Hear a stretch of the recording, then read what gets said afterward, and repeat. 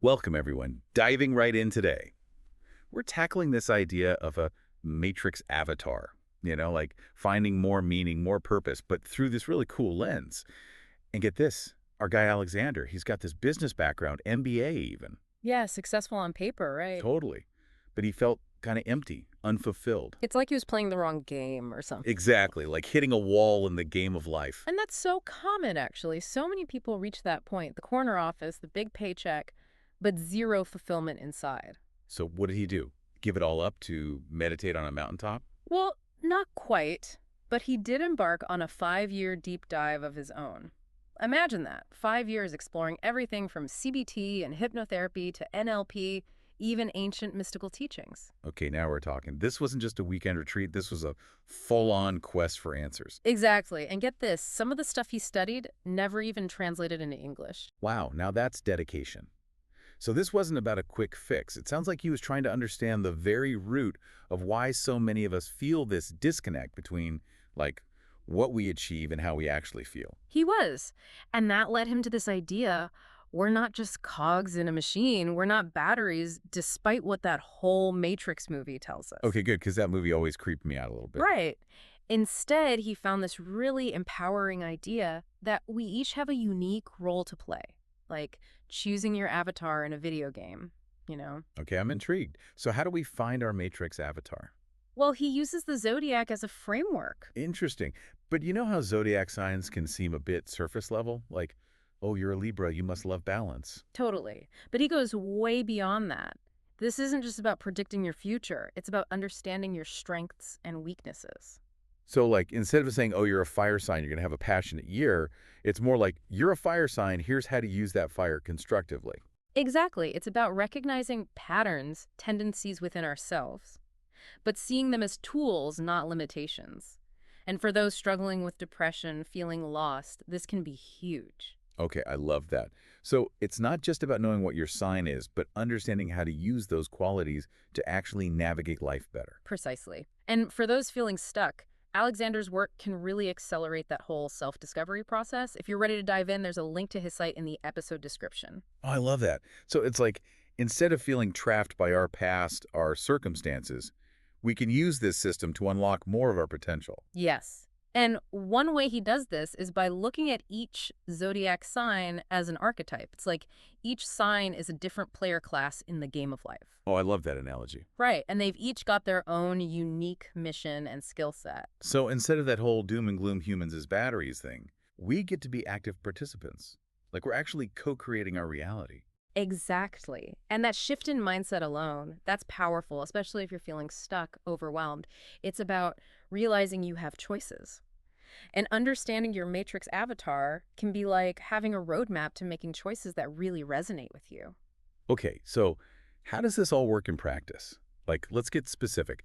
He starts with Aries, right? The pioneer. Mm-hmm. And the imagery he uses is so cool. It's like they're breaking through walls, mastering their minds like Hercules fighting monsters. It's epic. Right. He really emphasizes their strength, their drive, but he doesn't shy away from the challenges. Ah, there's always a catch. Right, like that Mars influence can lead to aggression, being impulsive, even just plain rude. It's like every hero has their flaws. So it's about harnessing those powerful Aryan traits, the courage, the leadership, but Yeah. learning to, like, refine those rough edges. Exactly. It's about becoming a more conscious version of your avatar, you could say. Now, that's something worth exploring. So it's not just about knowing your strengths, but also about understanding how those very strengths can become weaknesses if you don't manage them well. 100%. And this is where Alexander's concept of Rahu's lesson comes in. Like each zodiac sign has this specific life lesson they're meant to master. Oh, I like that. So what's the Aries Rahu's lesson? For them, it's about controlling their willpower, finding their unique path, all while keeping those fiery impulses in check. It makes you wonder, what kind of player would an Aries be if they never learned to control that rage?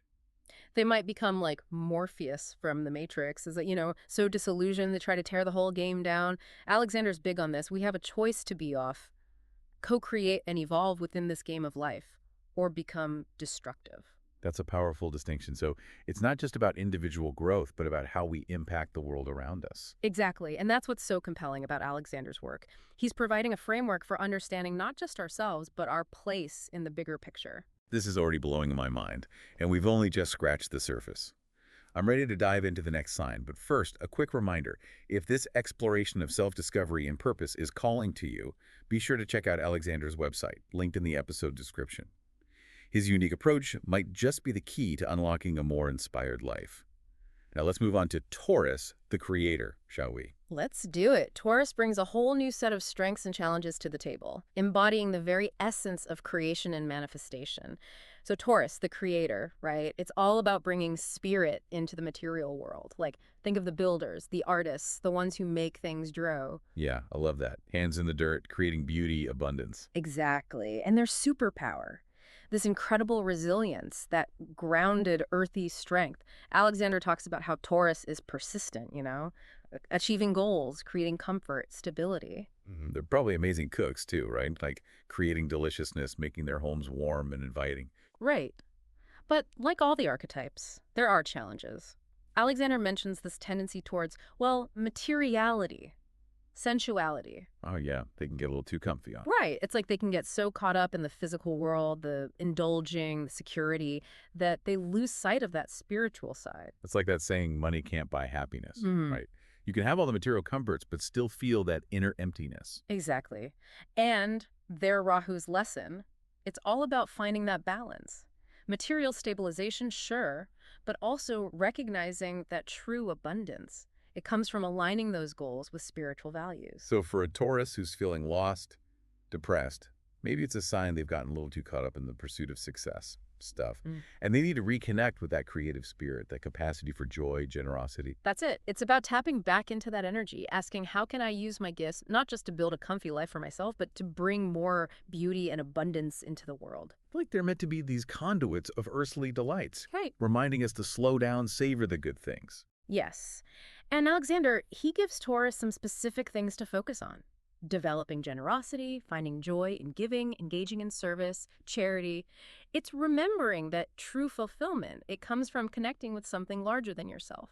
Okay, before we move on to our next avatar, I'm already finding this so insightful, and I know our listeners are probably eager to learn more about how this can help them on their own journey.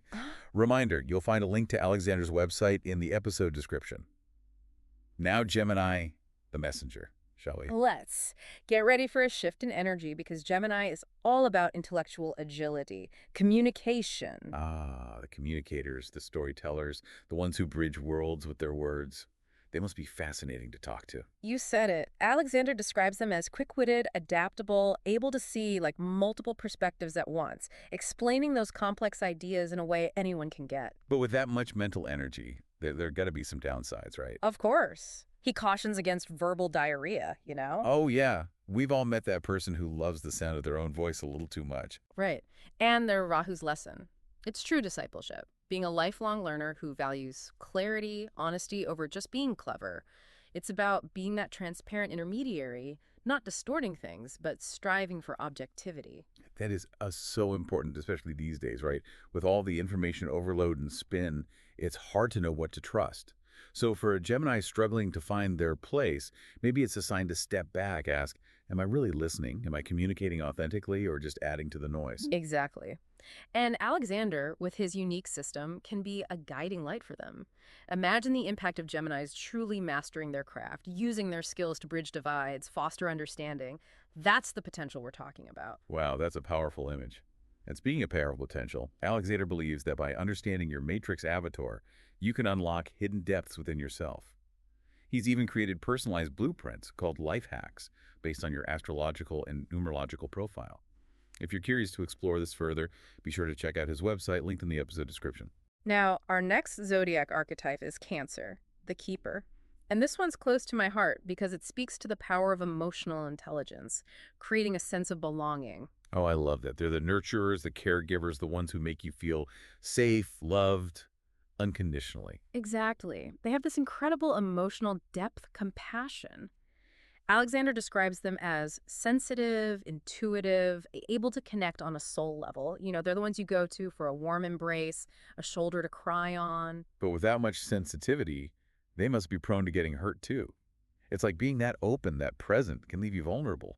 You're right. He mentions their vulnerability, their tendency towards moodiness, That shell-like nature, they can retreat into themselves, get lost in their own emotions. So it's about finding healthy ways to express those emotions, to create those safe and loving spaces without getting lost in them. Exactly. Their Rahu's lesson is all about, well, he calls it egregorial stabilization. Whoa, say that again. Egregorial stabilization. Basically, it means becoming a pillar of strength within their community, Yeah. making it a place where everyone feels supported. They're meant to be these centers of love and support, but that requires self-confidence, stability. So for a Cancer feeling lost, depressed, maybe it's a sign they're neglecting their own needs while trying to take care of everyone else. And Alexander, he encourages them to look inward, cultivate self-love, find that inner sense of security.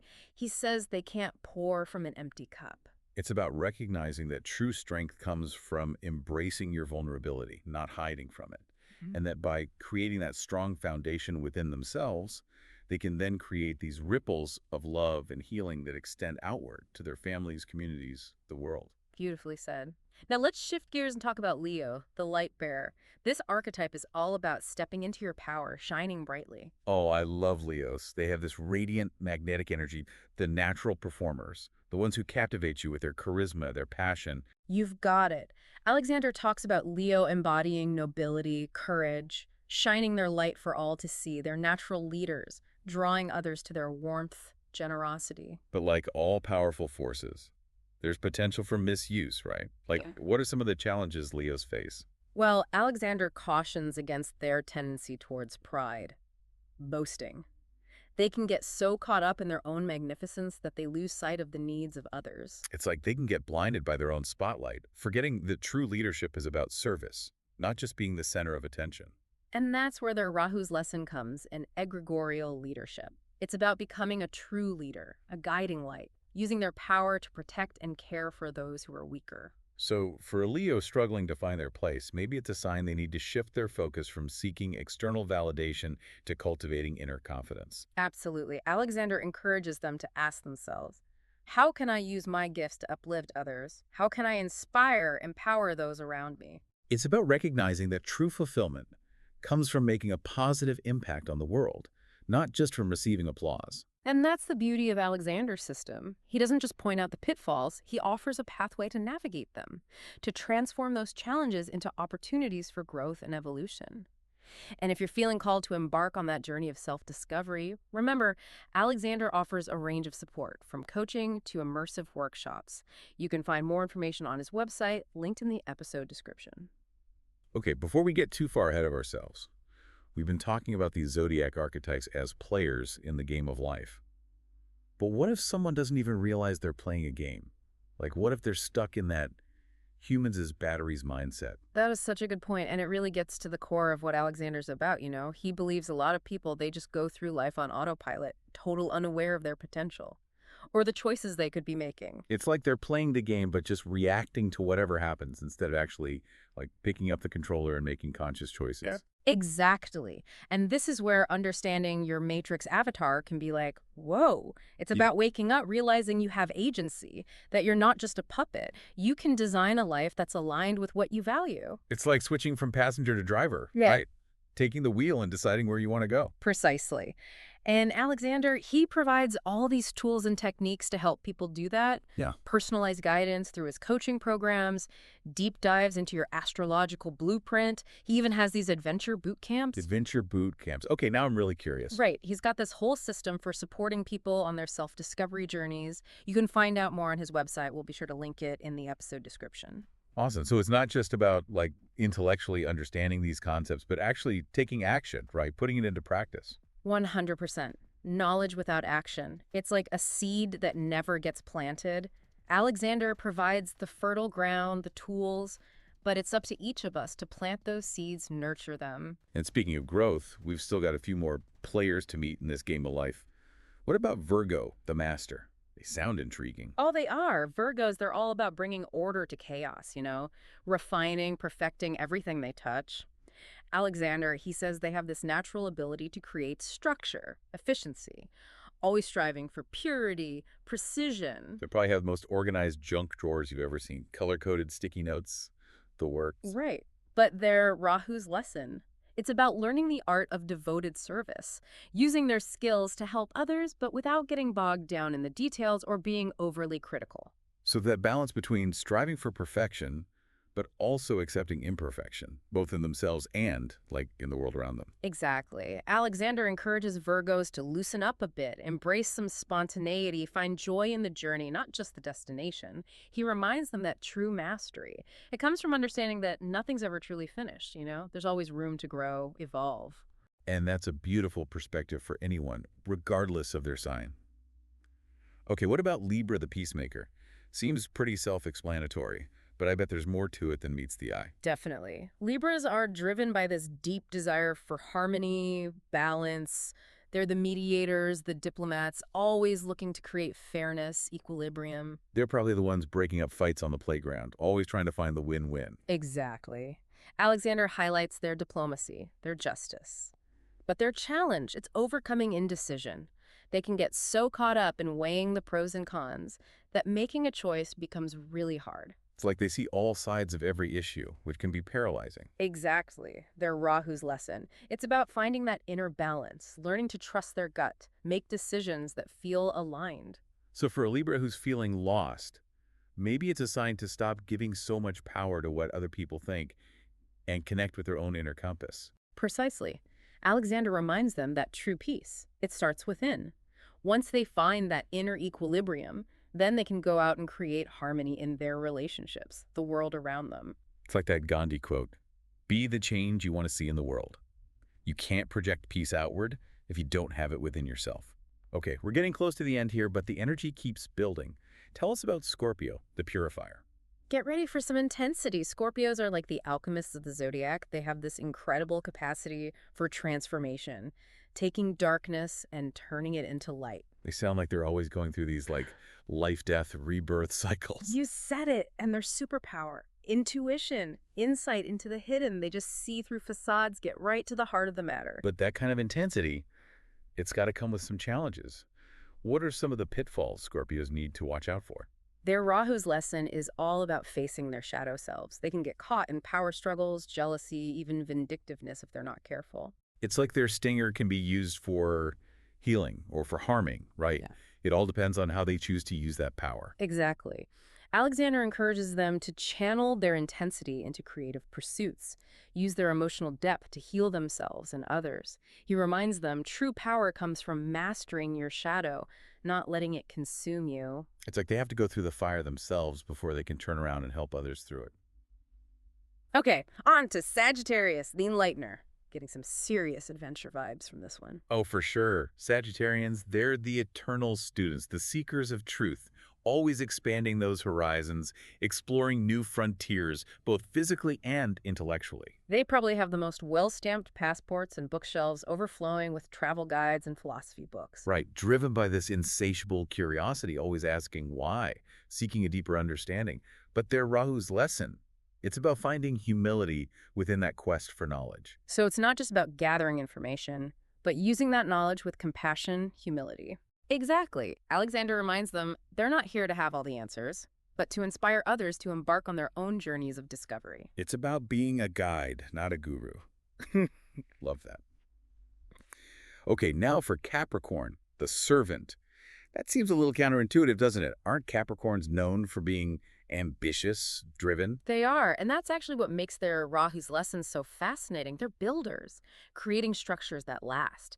But they can get so focused on material success, they forget that real fulfillment. It comes from serving something bigger than themselves. So it's about channeling that ambition, that determination towards a higher purpose. Exactly. Alexander encourages them to ask, what am I building? And who am I serving in the process? True legacy. It's not about money, it's about the impact you have. It's about switching from what can I get to what can I give. Okay, last but not least, Aquarius, the inspirer. I'm already sensing themes of innovation, maybe a little disruption with this one. Absolutely. Aquarians, they're the revolutionaries of the Zodiac, here to shake things up, challenge the status quo, creating a better future for everyone. They're the ones marching to the beat of their own drum, pushing boundaries, thinking outside the box. Exactly. Alexander highlights their originality, independence, but their challenge. It's balancing that individualism with the needs of the collective. So finding that sweet spot between staying true to their vision and collaborating with others to make it happen. Yes, and their Rahu's lesson is all about opening their hearts. Sometimes they get so caught up in their ideals that they forget the human element. Alexander's advice: lead with love. True change happens through compassion and understanding. It's about building bridges instead of walls. Sure. So they can inspire through connection, not just through, like, radical ideas. Exactly. And that brings us to our final sign, Pisces, the healer. This archetype is all about empathy, compassion. They're the ones who feel deeply, sense the pain of others, offer a listening ear, a shoulder to cry on. Exactly. Alexander, he describes Pisces as having this deep connection to the spiritual realm. They tap into universal wisdom, channel healing energy. But with that sensitivity comes the risk of getting overwhelmed by all the suffering in the world, right? It's a lot to carry. And that's where their Rahu's lesson comes in: spiritual harmony.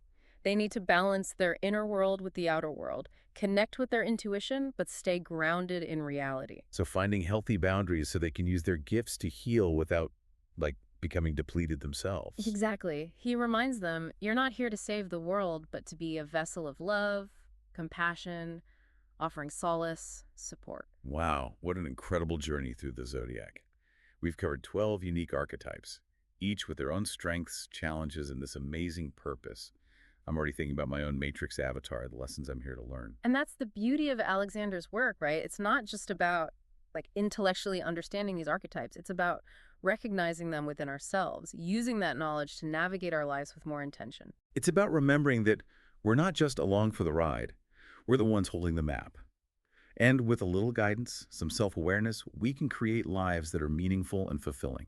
And for those who are ready to dive deeper, remember to check out Alexander's website. We'll have that link in the episode description. He's got all kinds of resources, coaching, workshops to help you unlock your potential and design a life you love. So as we wrap up this deep dive, we leave you with this question. What kind of player do you want to be? What unique gifts are you here to share with the world? Take some time to reflect on your own Matrix avatar and see what unfolds.